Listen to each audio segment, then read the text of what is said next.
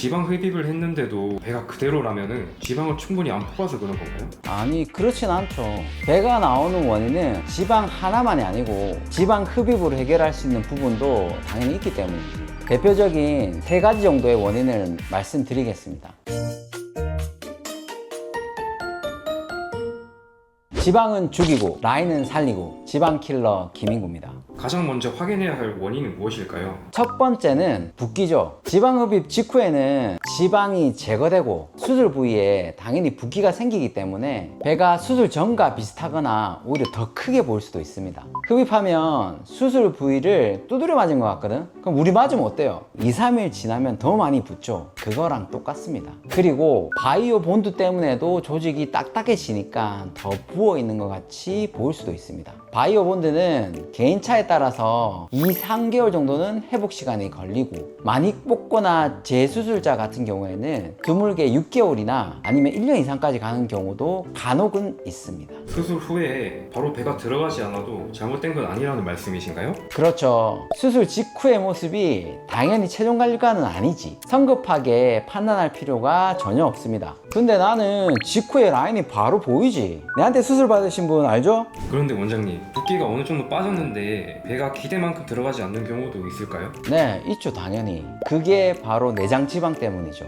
특히 배의 경우는 지방층이 2개입니다. 피하 지방하고 내장 지방. 그런데 피하 지방은 복부에 피부와 근육 사이에 있는 겉지방이고, 내장 지방은 복부 깊숙이 있는 장기 주변에 있는 안지방이라고 생각하면 돼요. 그래서 지방 흡입은 피하 지방만 제거하기 때문에 내장 지방이 크신 분들은 생각보다 효과가 별로 없다고 생각할 수도 있을 것 같네요. 그러면 피하 지방은 줄었는데 내장 지방 때문에 배가 계속 나와 보일 수도 있겠네요? 네, 맞습니다. 피하 지방이 충분히 줄었더라도 배가 나온 원인에서 내장 지방이 차지하는 비중이 크면 기대한 것만큼은 배가 평평해지지 않을 수도 있습니다. 하지만 제가 해드릴 수 있는 건 피하 지방을 빼는 거고, 내장 지방은 식단을 하면서 빼줘야 되는 거죠.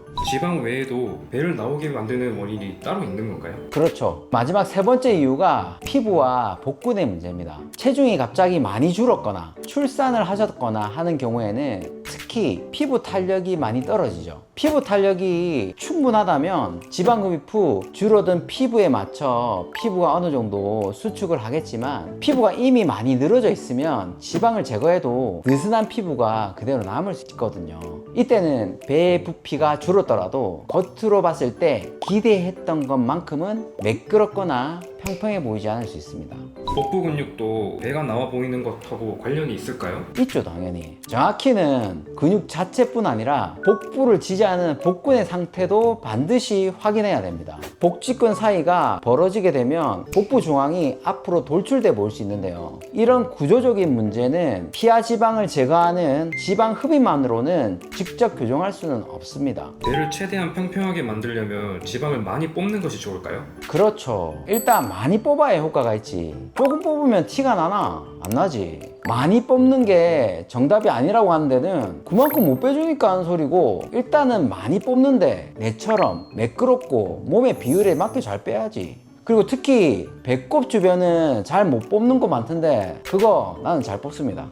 오늘 내용을 짧게 정리해 주신다면요? 오늘은 지흡 후에도 배가 그대로 나와 보이는 대표적인 이유에 대해서 몇 가지 알아보았는데요. 짧게 요약해 본다면 원인은 붓기, 내장 지방, 그리고 피부 탄력과 복근 문제입니다. 자신의 체형에 맞게 현실적인 기대치를 가지고 매끈한 대용량의 지방을 제거하는 것이 최고의 결과가 나온다고 저는 생각을 합니다. 이상 대한민국 최고 지방킬러 김인구였습니다. 감사합니다.